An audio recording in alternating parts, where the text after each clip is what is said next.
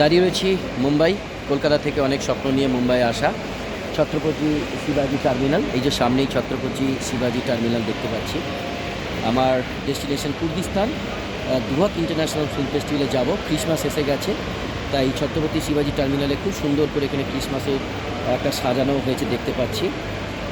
বেশ ভালো লাগছে। আমার হাতে বেশ কিছুটা সময় আছে, আর খুব সুন্দরভাবেই কলকাতা থেকে সফরটা হয়েছে।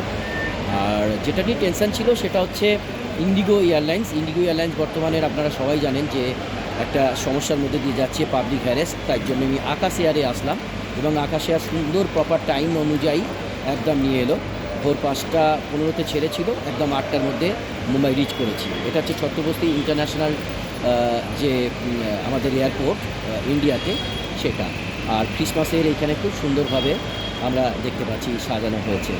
আর এখানে ক্যাফে আছে, এখানে সুন্দরভাবে বিভিন্ন রেস্টুরেন্ট, যা খাওয়ার চাই কফি সব কিছুই একটা ব্যবস্থা আছে। তবে সবথেকে বলার কথা যেটা, সেটা হচ্ছে আমার ডেস্টিনেশন কুর্দিস্তান।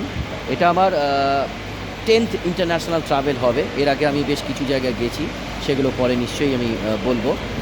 তবে কুর্দিস্তান একটা আলাদা, কারণ কুর্দিস্তানের দুহাক সিটিতে আমার যাওয়ার একটা স্বপ্ন ছিল।